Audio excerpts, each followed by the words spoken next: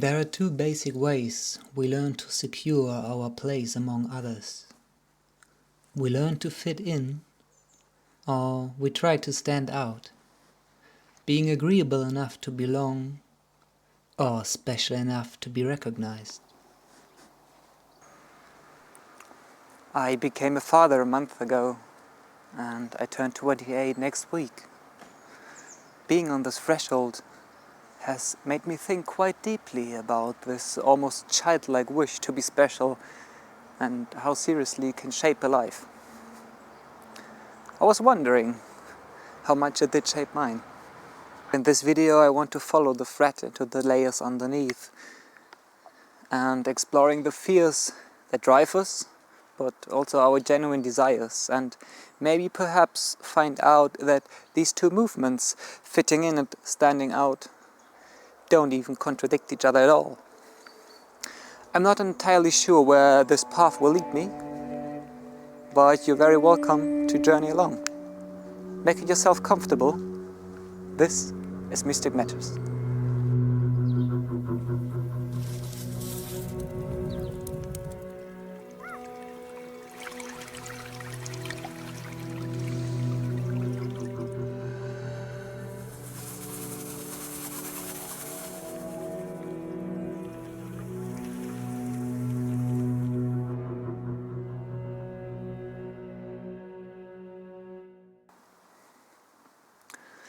You know, I was really looking forward to become a father to this point in life, and at the very same time that scenario happened which I also feared most, that it's really hard for me to be in contact with my daughter and having a difficult relationship with her mother. And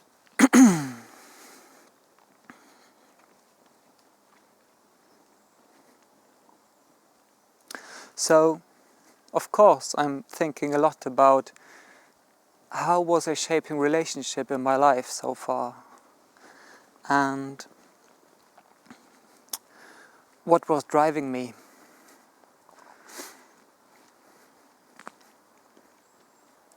Of course, relationship has many layers, and today I mainly want to look into something that on the first sight doesn't even have to do so much about relationship, more relationship with the group and the world. At some point in life we realize life is not just about life, but also about death, and people in this world sometimes really struggle to survive. And of course, as humans, we find safety in the group. And like I said in the beginning, there's the way to fit in and there's the way to stand out. And I think we all know both parts, and probably most of us tend to one of the two.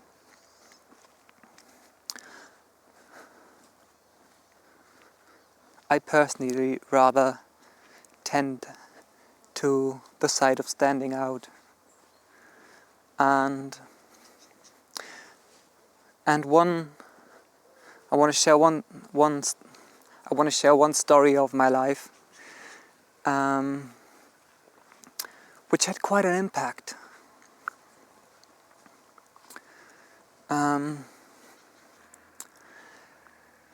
It's quite a few years ago. I was 22 back then, when I met a shaman, and she liked me, but she also told me how special I am.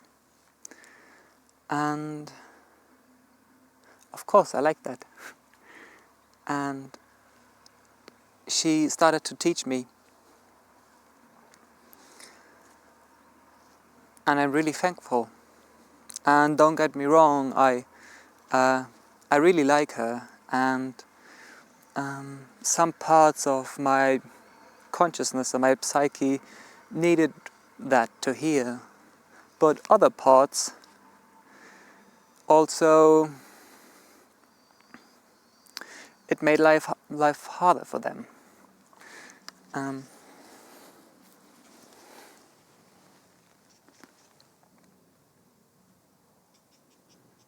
The point I want to look at is, for some parts of myself, the ones that were very unsure about themselves, this message was,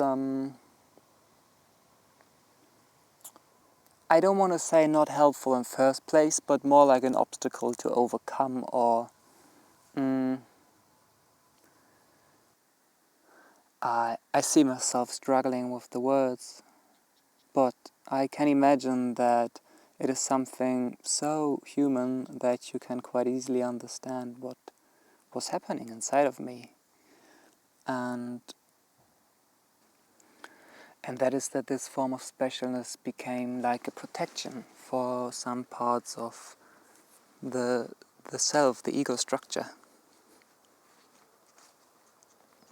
And I think that is not uncommon, because in our modern life we see some people in the society who are blown up into the heavens, basically. We call them stars. And in ancient times, the stars had names, same names as we call them today when we talk about the planets of our solar system. So stars were gods. And of course, also in ancient times, there were people who called themselves gods. But that was not the idea that you or me could be one of them. As I speak that out aloud,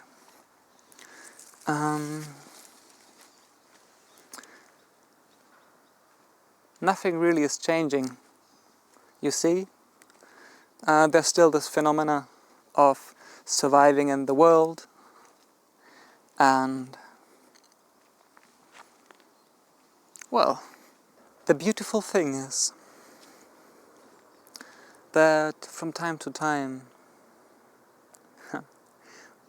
we might just exhale and realize that right now it's not about survival. There's no real threat. And then a different question comes up. And that is, what is a good life? What kind of life do I want to live?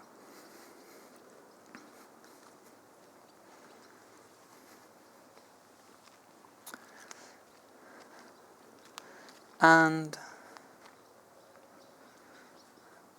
when we ask that really, really calmly, at least for me, there's no need to be special in there. It's really basic but beautiful things. There are pictures in my mind of how I would like to shape my environment, and just the feeling of people close to me, a loving relationship,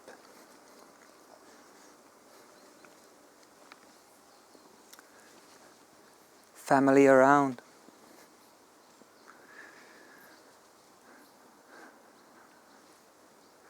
And these images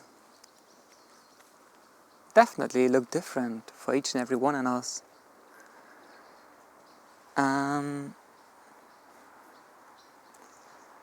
are so personal, and it's quite funny because that is showing us how unique and special each and every one of us is indeed. And on the other hand, still so ordinary, so human.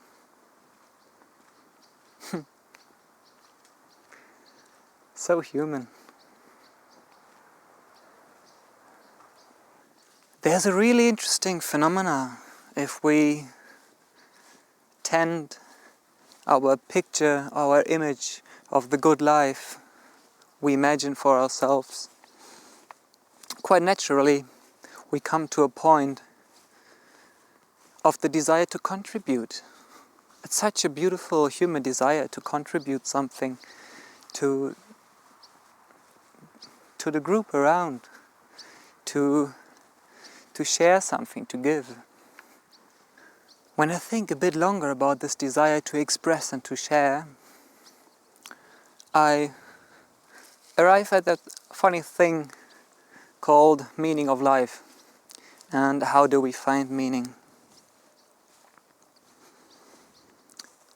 And of course, we also find meaning in all the beautiful things, like a home that just expresses, again, expression, our inner life, and how do we see ourselves, and what do I enjoy, what smells, what is home, and the people we love.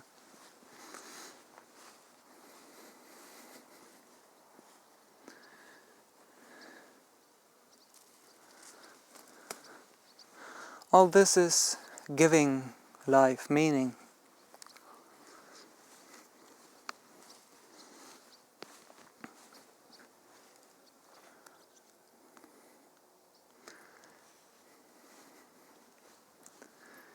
Having and living a meaningful life is such an essential need for survival. Maybe not survival of the body, but survival of the soul. And of course, if sickness arises in the soul, we do know how this can also shape the body. All of these layers are so deeply interwoven.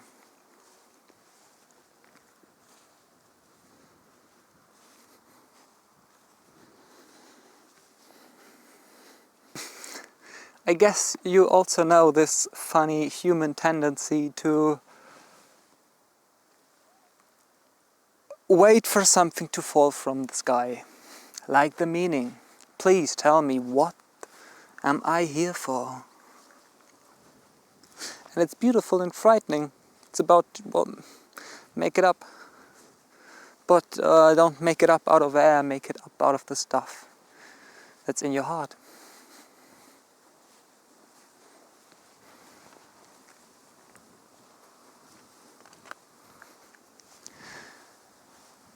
And with that I mean like deep, deep, deep in the heart.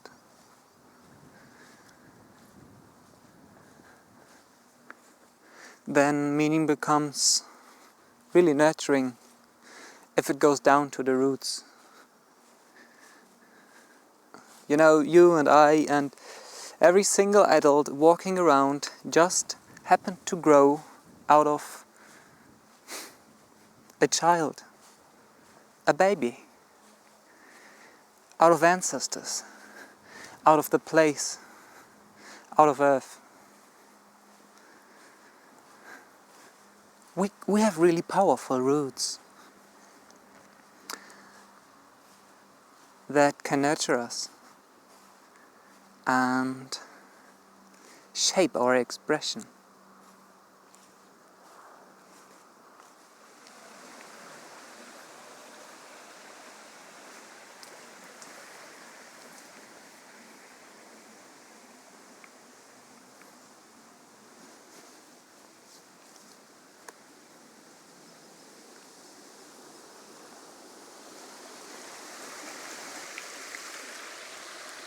So, if I am the one who's finding and giving my life meaning, maybe also I am the one who has to recognize myself, and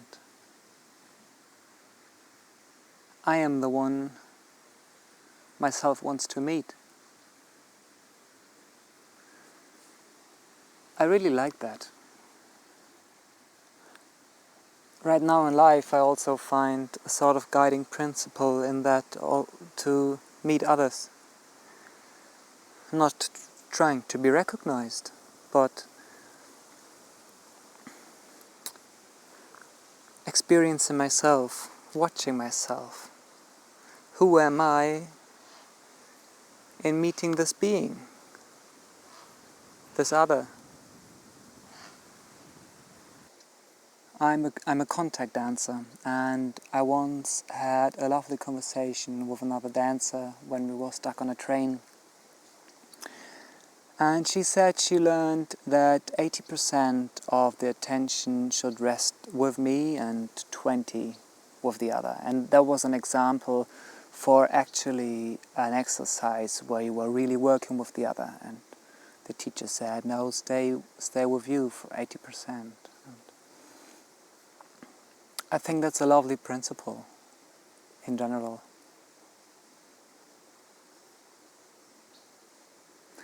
Because when we're honest, we have such an amazing capacity to take in information, and to process information. Just as I perceive the world we are born in, we haven't really learned to use that capacity maybe that well and precise as it could be.